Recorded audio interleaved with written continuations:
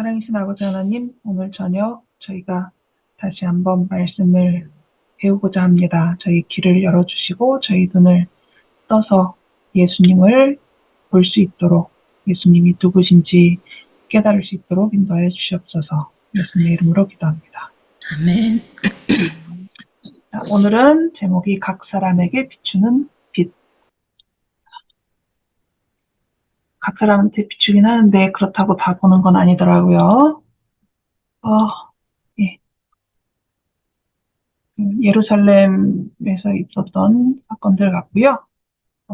세상의 빛, 아브라함 자손에 대한 논쟁, 나면서부터 소병된 사람, 이런 내용이 이제 오늘 주된 내용 되겠습니다. 예수님이 여러 가지 말씀으로 자신이 누군지도 말씀하시고 그렇게 선포를 하셨는데도 받아들이지 않는 사람들 이야기가 이제 많이 나오죠. 그리고 이제 마지막에는 보지 못했지만 보게 된 자가 있고, 보기는 하지만 모르는 자인데 오타. 자, 그 다음에 여전히 같은 기간입니다. 가늠하다 현장에서 잡힌 여인 이야기가 나온 이후로 이제 그 다음 이어지는 거죠. 예수님이 나는 세상의 빛이다라고 이제 말씀을 하십니다. 빛이 빛이라는 증거는 뭘까요?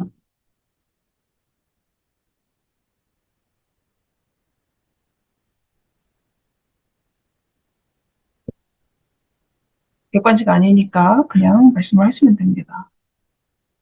빛이 빛이라는 증거. 그냥 밝게 하는 거요. 그렇죠. 빛 자체에 밝음이 있어서 그것이 빛이다라는 것을 알게 되죠. 그러니까 예수님이 나는 세상의 빛이다, 생명의 빛을 얻는다 이런 말씀을 하셨는데 예수님으로 인해서 세상이 밝아지고 예수님으로 인해서 생명을 얻게 되면 예수님의 말씀이 맞는 게 되는 거죠. 근데 이제 바리새인들은 너가 너에 대해서 그렇게 말하는 거는 참되지 않다. 왜냐하면 이제 바리새인들이나 이 율법에는 증인을 2명 이상 세워야 되는 그런 일들이 이제 많이 나오니까 이런 말을 한 것 같아요. 근데 예수님이 내가 나를 위하여 증언하여도 내 증언이 참되니 라는 말씀을 하십니다.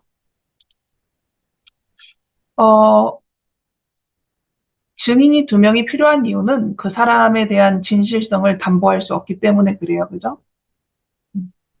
저 죄 없어요. 제가 그 사건을 저지르지 않았어요. 그 범죄를 저지르지 않았어요. 라고 했을지라도 증거가 없으면은 사람들이 인정해주지 않잖아요. 그런데 제가 이런 말을 하는데 멜로디는 믿어준다는 얘기죠. 왜? 멜로디는 내가 어떤 사람인지를 경험으로 아니까 증인이 다른 사람이 나타나지 않아도 제 말을 믿어줄 수 있는 거죠. 그런데 만약에 아무도 모른다면 그런 증인이 필요하다라는 게 되는데 빛이라는 것은 밝으면은 빛이 되죠. 빛인 줄 알죠. 일단은 이 이야기 끝에 보면은 이 말씀은 성전에서 가르치실 때 헌금함 앞에서 하셨으나 잡는 사람이 없었다라고 했는데 헌금함은 그 헤롯 성전의 구역이 여러 개가 있었잖아요. 이방인은 거기를 넘어가서 안으로 들어가면 안 되는 그런 이방인 애들이 있고 그 다음에 단계는 여인 애들이 있습니다. 그리고 여인 말고 이제 남자들이 들어갈 수 있는 공간이 또 있고 그다음에 뭐 레이 사람이나 아니면 제사장들이 들어갈 수 있는 공간이 따로 있고 이런 식으로 돼 있었는데 예수님은 주로 여인의 뜰에서 말씀을 하셨던 것 같아요. 근데 잡지 않았다라는 얘기가 나온 이유는 이 예수님을 잡고 싶어하는 바리새인들, 사내들인 그 공회원들이 모이는 장소가 그 성전에서 사실 멀지 않은 곳에서 있었습니다. 그러니까 이들이 어떤 물리적인 상황을 보자면 예수님을 잡기가 되게 수월하죠. 자기들의 그 일본어로 쓰자면 나와바리, 그죠?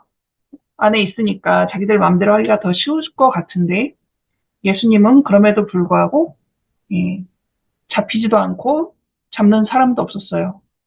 그 이유는 때가 이르지 않았다라는 이제 말을 붙여놓죠. 하나님께서 허락하시지 않으면 참새 한 마리도 떨어지지 않는다라고 하셨습니다. 근데 하물며 예수님이 그 사역을 하시는 일이야 어떻겠습니까? 자, 일단 예수님은 자신이 빛이라고 말씀하시고 다른 증인이 없어도 예, 참되다라는 말씀을 하십니다. 빛이라는 거는 창세기에서부터 여러 번 등장을 하는데 빛이 있었다라는 얘기는 하나님이 자기 백성과 함께 있는 그 임재의 상징으로서 많이 등장을 합니다. 그래서 첫째 날 빛을 만드신 것, 그다음에 그 이스라엘 백성의 광야 생활할 때도 불기둥, 그죠? 불기둥이니까 빛도 났을 것입니다. 시내산에 하나님께서 임재하실 때 빛이 번쩍번쩍했죠. 그리고 지성소한 시은소 위에 빛으로 하나님이 임재를 하셨습니다. 솔로몬 성전을 헌당할 때도 빛이 충만했다라는 기록이 있고요. 예수님이 태어나셨을 때 베들레헴의 목자들에게 그죠? 천사들이 빛처럼 나타나는 그런 장면이 있습니다. 그렇게 빛은 하나님의 백성에게 하나님이 나타나실 때 그분이 존재하신다, 같이 하신다라는 그런 어떤 모습으로서 많이 등장을 했죠. 예수님이 나는 세상의 빛이다라는 말씀은 나는 하나님이다라는 표현과 같아요. 왜냐하면은 그 빛은 하나님의 임재를 나타내는 거였는데 하나님의 임재의 표상인 빛을 써서 내가 빛이다라고 하셨기 때문에 내가 하나님이다라는 말씀이신 거죠. 하나님은 한 분이 아니고 세 분이시니까 뭐 아들 하나님과 아버지 하나님이 하나이시다라는 말씀을 하신 것과도 관련이 있습니다. 그리고 요한복음 처음에 보면은 각 사람에게 비추는 빛이다라는 표현이 있었는데요. 그죠? 예, 의의 태양이신 예수님도 모든 영혼에게 비친다. 햇빛이 구석구석 다 가는 것처럼 그렇게 말씀을 하십니다. 그런데 우리가 기억해야 될 것 중에 하나는 뭐냐면 유대인들은 어려서부터 이 율법 교육, 구약 성경에 대한 내용 뭐 이런 것들을 상당히 많이 배웠다는 거예요. 우리는 이렇게 신약 시대의 이런 일들을 공부하면서 바리새인이나 유대인들을 보면서 뭔가 답답한 느낌이 들 때가 있잖아요. 어쩜 저렇게 안 믿었을까 뭐 이런 생각. 그렇지만 그들의 구약 성경에 대한 지식은 너무나 해박했다라는 거죠. 왜냐면은 외운 것도 암기했던 것도 많고 사실 저희 어렸을 때에도 지금보다 훨씬 성경절 많이 외우고 그랬거든요. 지금처럼 책도 흔하고 옆에 있는 도구도 흔하고 그러진 않았으니까 많이 외우게 했단 말이에요. 찬미가도 그렇고. 근데 유대인들이 지금 2000년 전에는 이 사람들에게는 책도 한 가정에 한 권 읽기가 어려운 거잖아요. 그러니까 성경책을 갖고 있으려면은 직접 필사를 해야 되고, 그걸 돈으로 산다 그러면 엄청나게 비싸니까. 예. 그러니까 이제 들으면은 자꾸 외우려고 하고 뭐 이런 게 있었죠. 그럼에도 불구하고 계속해서 그것을 암기하고 이야기를 듣고 신앙생활 열심히 했으니까 우리가 뭐 다윗이 골리앗하고 싸면 이런 이야기 시작하면 우리 어렸을 때 선생님들 그 얘기 시작하자마자 선생님 그 얘기 저 알아요 뭐 이렇게 했던 것처럼 그냥 무슨 얘기만 하면은 구약 성경에 어디 이렇게 딱딱 연결이 되는 사람들이 많았다는 것을 기억을 해야 돼요. 우리는 구약이랑 연결을 해가지고 그러면은 우와 그렇게 연결이 되네 이렇게 하지만 이 시대의 유대인들은 예수님이든 누구든 구약 성경에 어떤 말씀을 하면은 그게 자연스럽게 그냥 떠오르는 그러한 수준들이 많았다라는 것을 알아야 됩니다. 일반 백성이라 할지라도 뭐 지도자들은 더 했겠죠. 이사야 선지자를 통해서 이렇게 말씀을 하셨죠. 그가 가라사대 내가 나의 종이 되어 야곱 지파들을 일으키며 내가 또 너로 이방의 빛을 삼아 나의 구원을 베풀어서 땅끝까지 이르게 하리라. 이런 예언의 말씀을 다 알고 있었다는 거예요. 이런 말씀이 메시아에 관해서 예언한 것이다 라고 사람들이 딱 들으면은 기억을 하고 이해를 하는 것이죠. 근데 예수님이 내가 세상의 빛이다 라고 말을 했을 때 사람들이 이사야의 말씀을, 그 예언의 말씀을 떠올리는 거예요. 그리고 이 사람이 지금 이사야가 예언한 그것을 주장하는구나, 선포하는구나 라고까지는 쉽게 이해할 수 있는 거죠. 그러니까 사람들이 그 말 들을 때 예수님을 싫어하던 사람들은 되게 화가 나고 기분이 나쁘죠. 지가 뭔데 감히 메시아를 가리키는 그 표현으로 자기를 말하는 건가 라고 되는 겁니다. 메시아라는 얘기는 하나님이니까 되게 신성모독이죠. 참남된 것, 신성모독하는 것처럼 보였다라고 말을 하고 있습니다. 만일 그들의 마음의 눈이 하나님의 사랑에 열려 있었다면 예수님이 이 말씀을 하실 때 그분의 말씀을 받아들이고 인정을 했겠죠. 예수님은 자신이 메시아가 되는 것을 내가 이걸 했으니까 메시아고 저걸 했으니까 메시아고 할 수 있으니까 누구예요 이렇게 설명하지 않으셨어요. 그건 하나님의 방식은 아닌 것 같아요. 성경에서 하나님이 하나님을 증명하려고 하지 않습니다. 창세기 1장 1절부터 하나님이 어떻게 생겨났는지를 설명하는 구절은 한 군데도 없어요. 다만 하나님이 내가 여호와다, 내가 스스로 있는 자다 이렇게 자신의 이름을 선포하시긴 하지만 내가 이걸 했기 때문에 너의 신이다 라고는 하지 않는 거죠. 예수님도 마찬가지예요. 자신이 메시아 되는 것을 입증하지 않고 선포하셨죠. 그런데 그 말을 들은 이들은 이 예언의 말씀을 떠올리면서 이제 화가 나고 그랬습니다. 인정하지 못하니까 만약에 예수님의 말씀을 받아들였다면 예수님 앞에 꿇어 엎드리면서 절하면서 경배를 했어야 되겠죠. 그런데 인정하지 않습니다. 그러니까 내가 누구냐라고 질문합니다. 예수님이 좀 더 말씀하시죠. 나는 처음부터 너희에게 말하여 온 자니라. 그리고 내가 나를 보내신 이가 참되심에 내가 그에게 들은 것을 세상에 말하노라. 근데 이 사람들이 마음이 다쳤기 때문에 예수님이 말씀하시는 것을 충분히 깨닫지 못합니다. 나를 보내신 이가 나와 함께 하시도다. 나는 항상 그가 기뻐하시는 일을 행함으로 나를 혼자 두지 아니하셨느니라.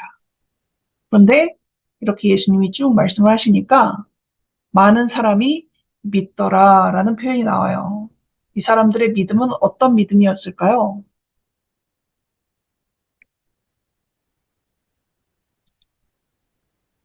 여기서 믿더라라는 표현은 정확하게 하자면 믿기 시작했다, 믿게 되었다, 믿음으로 그분께 이끌렸다 이런 정도로 좀 더 자세히 풀이할 수 있다라고 합니다. 그러니까 그 믿음이 흔들리지 않은 그런 굳건한 믿음을 가지고 있는 것을 표현하는 게 아니라 저 말씀을 쭉 듣다 보니까 저 사람 하는 말이 맞는 것 같아. 믿을만 한 것 같아. 이 정도까지 이제 가는 거죠. 그런데 조금 있으면 또 예수님을 돌로 치려고 하는 장면이 나오거든요. 이렇게 믿기 시작했던 많은 사람들 중에서도 다시 예수님을 이제 대항하는 장면이 나오는 걸 보면은 그 믿음이 흔들리지 않는 굳건한 믿음으로서 여기 표현된 것은 아닙니다.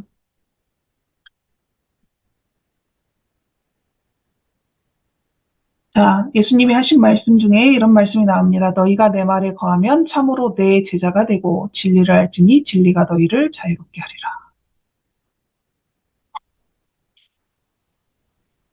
그랬더니 기분 나빠하면서 우리가 아브라함의 자손이라 남의 종이 된 적이 없거늘 하면서 이렇게 거짓말을 합니다. 이 사람들은 현재 이 말을 하고 있는 현재도 이미 종이잖아요. 로마의 종.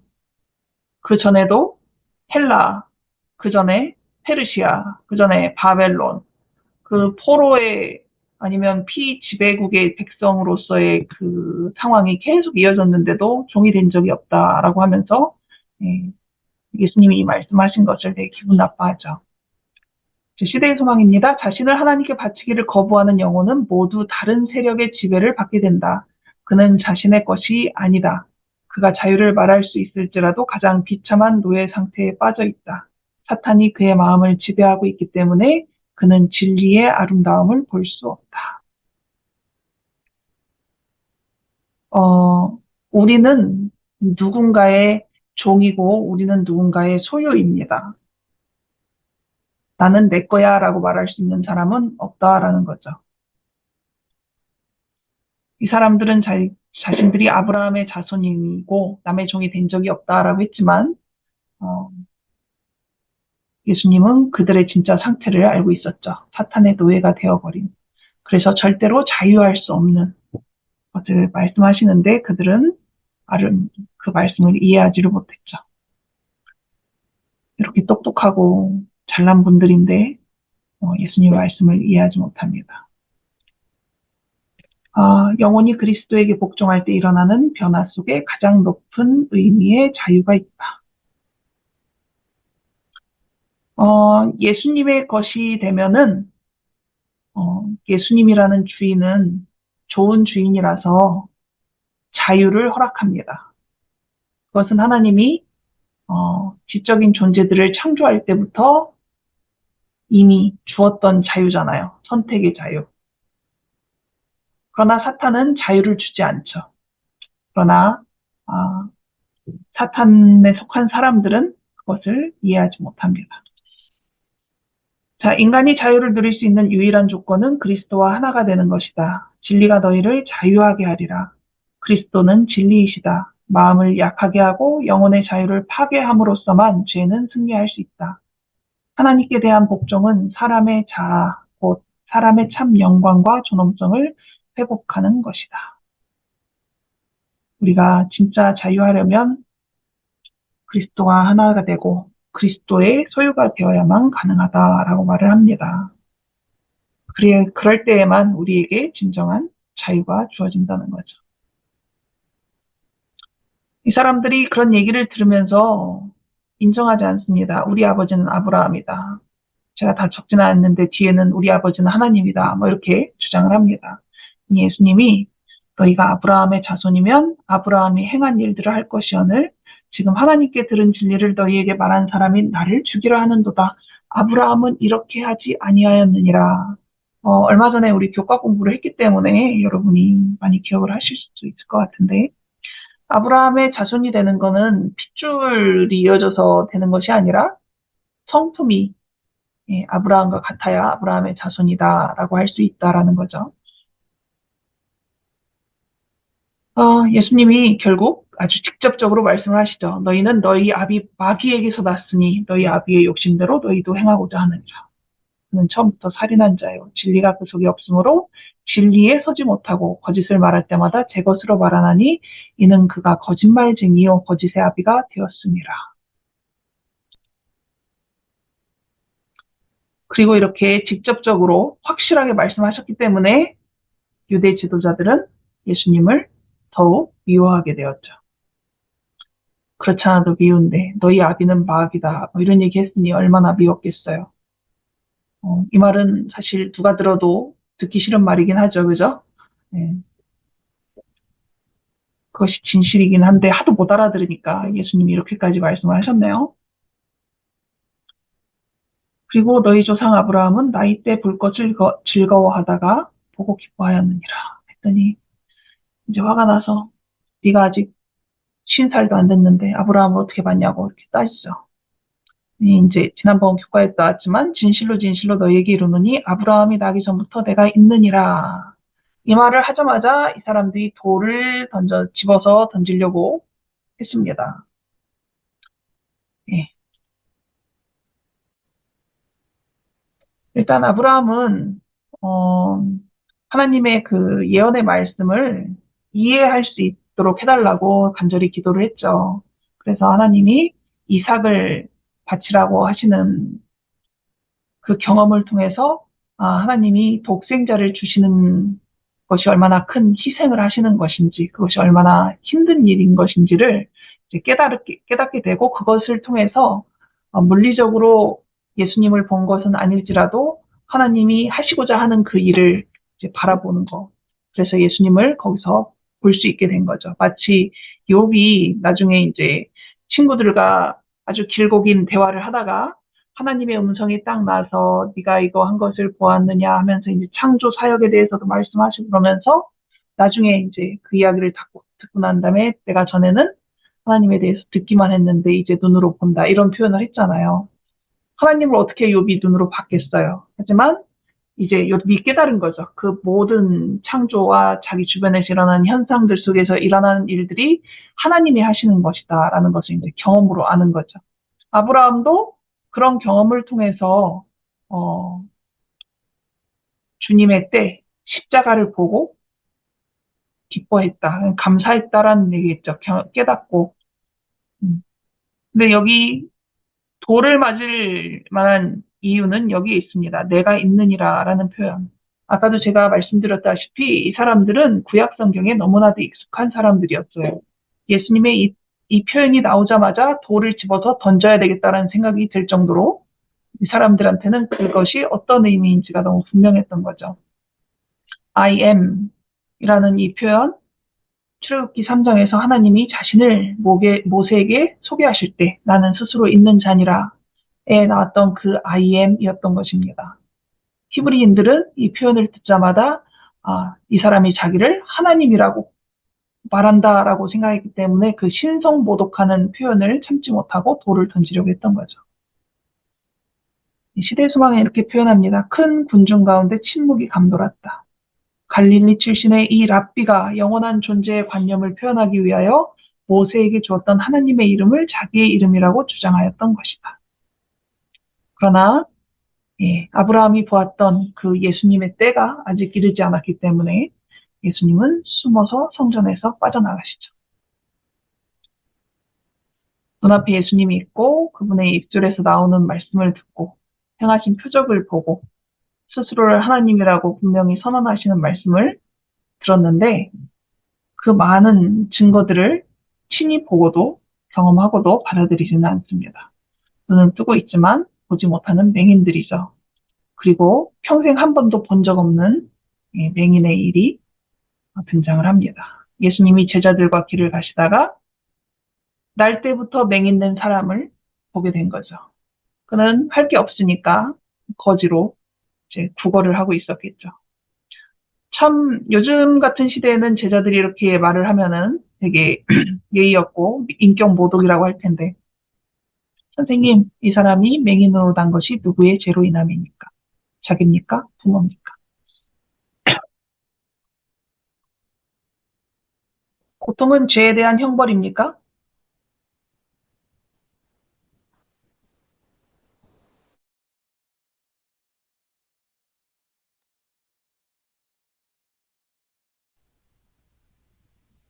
OX.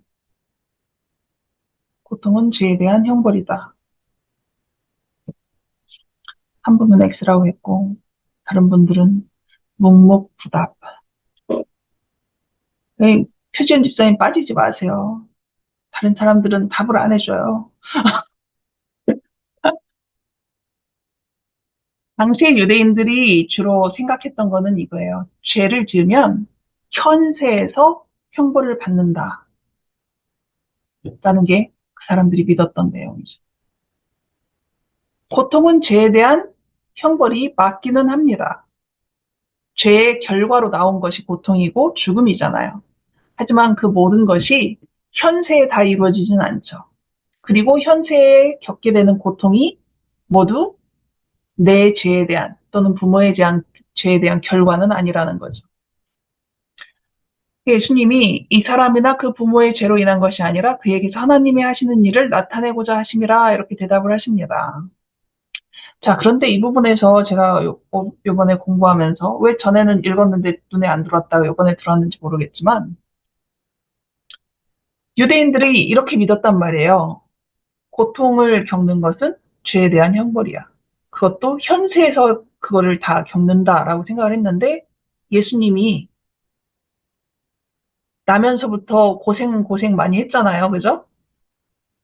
그리고 이제 얼마 후면은 정말 끔찍한 재판을 받고 신문을 받고 채찍질을 당하고 박히고 그렇게 처형을 당하게 될 거잖아요. 예수님은 고통당하시는 거예요. 그러면 그 고통은 유대인들의 이 고정관념으로 의하면은 예수가 잘못한 게 있으니까 받는 게 됩니다. 그러면 그렇게 고통받는 사람은 자기들 메시아로 인정이 될까요? 안 될까요? 큰 죄인인 거잖아요, 예수님이. 이와 같이 해서 유대인들이 예수님을 거절할 길이 준비되었다. 우리의 질고를 지고 우리의 슬픔을 당하신 분은 유대인들에 의해서 그는 징벌을 받아서 하나님에게 맞으며 고난을 당하는 것으로 간주돼요. 저 사람 죄 지었네. 그러니까 하나님이 벌 주시는 거야. 그래서 이렇게 고통당하는 거야. 그리하여 그들은 예수님을 외면했다. 그러니까 메시아는 잘난 사람이어야 되고, 그죠? 고통당하거나 가난의 고통, 물리적 고통, 뭐 형제들로부터 받는 고통, 뭐 이런 거 당하면 안 되는 거죠. 근데 예수님은 이 세상의 모든 고통을 겪으시니, 그래서 하나님은 그런 오해를 하지 않도록 하기 위해서 욥기의 기록을 남겨두셨습니다. 욥은 아무 죄가 없었는데 끔찍한 고통을 당했잖아요. 고통은 사탄에 의해 가해지며 자비의 목적을 위해 하나님에 의해 역이용됨을 보여주었다. 그러나 이스라엘은 그 교훈을 깨닫지 못하였다. 하나님의 책망을 받은 욥의 친구들이 범한 같은 과오를 그리스도를 배척함으로써 유대인들이 다시 되풀이하였다. 욥의 친구들이 알지도 못하면서, 그죠? 욥이 잘못한 거 분명히 있을 거라고 계속 쪼아대잖아요. 그 일을 유대인들이 자기들을 구원하러 온 메시아에게 했던 것입니다. 근데 예수님은 이 사람의 죄도 아니고 이 사람의 부모의 죄도 아니고 그에게서 하나님이 하시는 일을 나타내고자 하시니라. 그러면서 이제 침을 뱉어서 진흙을 이겨서 눈에 이렇게 바르게 하고 실로암 곳에 가서 씻으라고 했죠. 씻고 나니까 눈이 떠졌습니다. 제자들은 그들의 이렇게 믿음 속에서 가지고 있던 그 고정관념, 그죠? 누가 죄를 지었길래 저 사람은 나면서부터 맹인일까? 아니, 자기 죄로 자기가 고통을 받는다라고 알고 있었는데, 현세에서. 이 사람은 나면서부터 그렇게 문제가 있었으면은 뱃속에서부터 죄를 지은 건가? 아니면 부모의 죄가 전가된 것인가? 이렇게. 근데 예수님은 그들의 관점을 바꾸도록 요구하시는 거죠. 소경의 눈을 밝게 하시는 가운데 나타난 하나님의 능력과 은혜를 깨닫도록. 누구 죄야? 관심거리가 누구 죄 때문에 그래?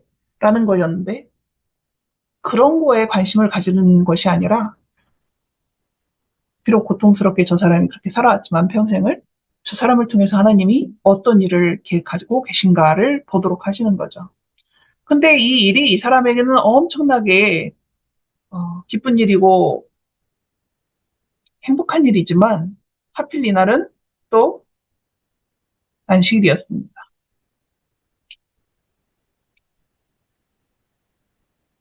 그래서 이 사람이 성전에 갔는데 뭐 바리새인들한테 잡혀가지고 왜 그리고 뭐 부모도 불러오고 뭐 그러는데 부모님도 출교당할까봐 또 제가 어른이니까 저한테 다 물어보라 그러고 뭐 이렇게. 근데 이제 분명히 알았어요. 이 사람은 사실 예수님에 대해서 제대로 몰랐지만 이 지도자들은 그런 일을 할 사람이 예수님밖에 없기 때문에 예수님이라는 것을 확실하게 알고 있었죠. 자꾸 물어봅니다. 예수를 끌고 오고 싶은데 안식일 범한 걸로. 확실하게 이 사람이 뭐 잘못한 게 있든지 아니면 예수다라는 것을 알든지 뭐 이렇게 돼야 되는데 그러진 않잖아요. 그러니까 자꾸 물어봅니다. 너는 하나님께요. 누가 이렇게 했니? 어떻게 뜨게 됐니? 너 어렸을 때부터 정말 맹인이었던 거 맞니? 뭐 이런 거 잔뜩 하다가 결국 결론으로 이렇게 내립니다. 너는 하나님께 영광을 돌리라. 우리는 이 사람이 죄인인 줄 알아. 너 이렇게 눈 뜨게 된 거 하나님께 감사해야 돼. 너 이렇게 눈 뜨게 해줬다는 그 사람은 사실 엄청난 죄인이야. 그러니까 그 사람한테 영광 돌리고 그럴 생각 하지 마라. 뭐 이런 얘기인데 그 사람이 어, 대답을 하는데 이 종교 지도자들보다 말을 너무 유창하게 잘하죠.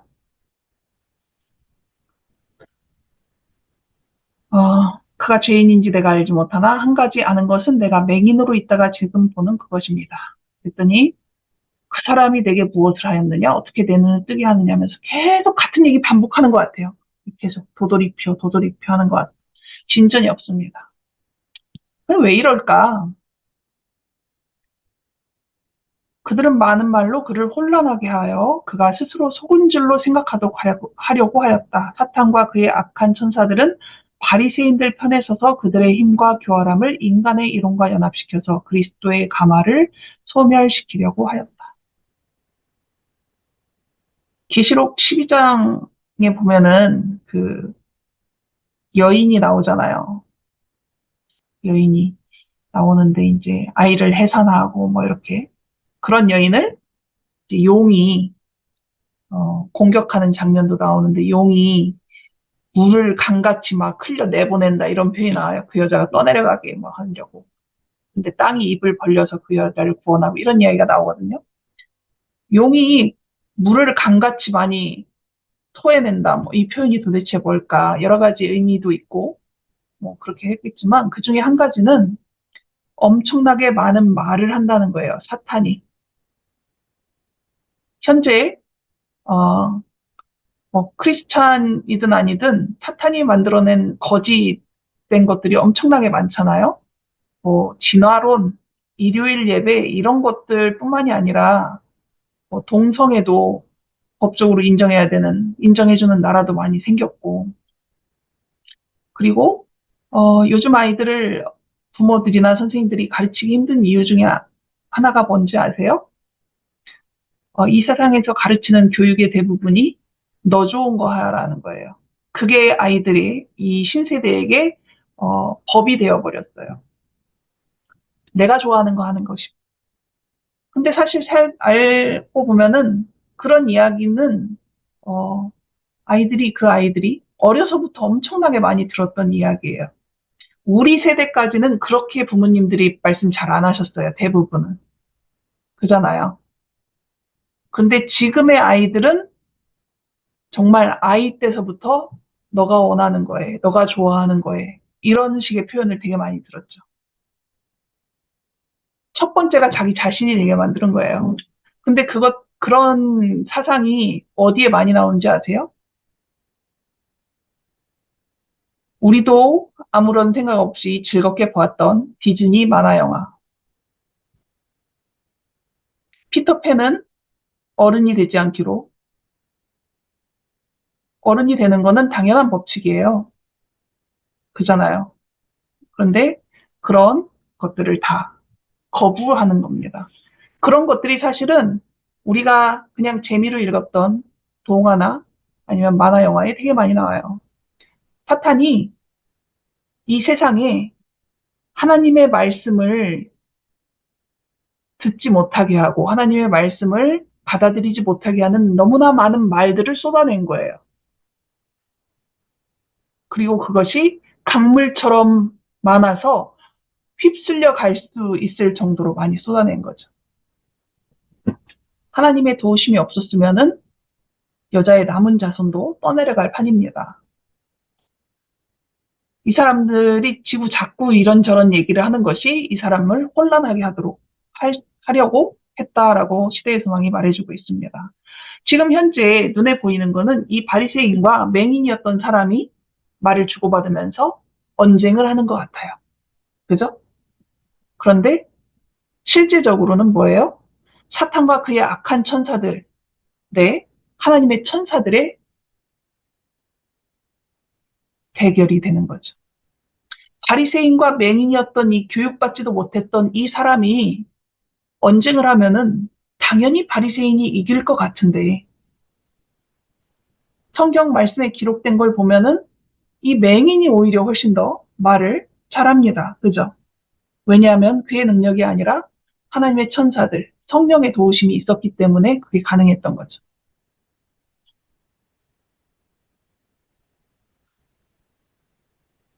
자, 이 사람이 말합니다. 내가 이미 일렀어도 듣지 아니하고 어찌하여 다시 듣고자 하나이까? 당신들도 그의 제자가 되려 하나이까? 이상하다. 이 사람이 내 눈을 뜨게 하였을 때 종교 지도자인 당신들은 그가 어디서 왔는지 알지 못하는도다. 하나님이 죄인의 말을 듣지 아니하시고 경건하여 그의 뜻대로 행하는 자의 말을 들으시는 줄을 우리가 아나이다. 창세 이후로 맹인으로 난 자의 눈을 뜨게 하였다 함을 듣지 못하였으니 이 사람이 하나님께로부터 오지 아니하였으면 아무 일도 할 수 없으리이다. 이분이 나면서부터 맹인이어가지고 학교도 다닌 적이 없는 분이라고 누가 생각을 하겠어요. 그냥 이 말만 들어보면은. 이분이 종교 지도자인 줄 알겠지. 그죠? 하나님이 함께 하시면, 예, 불가능은 없습니다. 에베소서 6장 12절의 말씀, 우리의 씨름은 혈과 육을 상대하는 것이 아니요 통치자들과 권세들과 이 어둠의 세상 주관자들과 하늘에 있는 악의 영들을 상대하니라. 이 아저씨만 그런 것이 아니라 우리는 그런 싸움을 다 싸우고 있는 거죠. 우리 힘으로는 절대 이길 수 없는 그러한 싸움입니다. 하늘에 있는 악의 영들을 우리가 상대하고 있다라는 거죠. 그리고 예수님은 이 사람에 대해서 들으셨어요. 그리고 이 사람을 찾아오십니다. 내가 인자를 믿느냐. 이 사람은 귀가 예민한 사람이었죠. 예수님의 목소리를 알아들었을 거예요. 그리고 예수님의 얼굴은 처음 봅니다. 고쳐주셨지만 예수님을 다시 보지는 못했다가 지금 보니까. 그는 공회 앞에서 근심하고 당황하는 그의 부모를 보았으며 랍비들의 찌푸린 얼굴도 보았다. 그러나 이제 그의 시선은 사랑스럽고 평화로운 예수님의 얼굴에 머물렀다. 이미 그는 큰 대가를 치르고 그분을 하나님의 능력의 대표자로 고백한 바 있었는데 이제는 더욱 높은 계시가 그에게 허락되었다. 그의 육체적인 시력만 회복된 것이 아니라 그의 이해의 눈도 뜨였다. 이 사람은 예수님을 그렇게 인정함으로써 출교를 당했습니다. 그러나 예수님을 만났고 예수님이 인자인 것을 알았고 그분을 믿기로 결심한 이 사람에게 더 이상 뭐가 필요했겠습니까? 너무 행복해 보이지 않아요? 얼굴 표정이.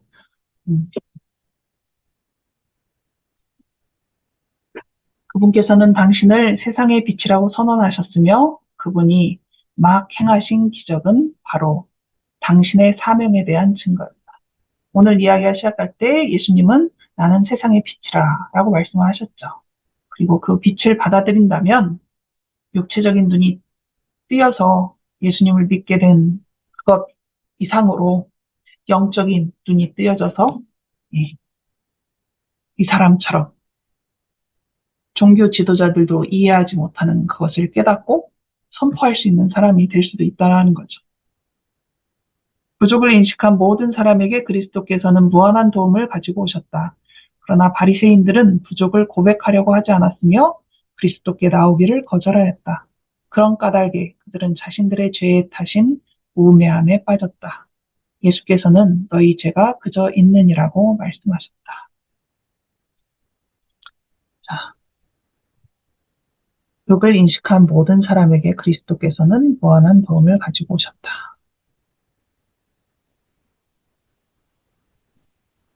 보게 된 기쁨이 우리에게도 있는지 아직 없으면 좀 있으면 좋겠어요. 곧. 자, 기도하시겠습니다.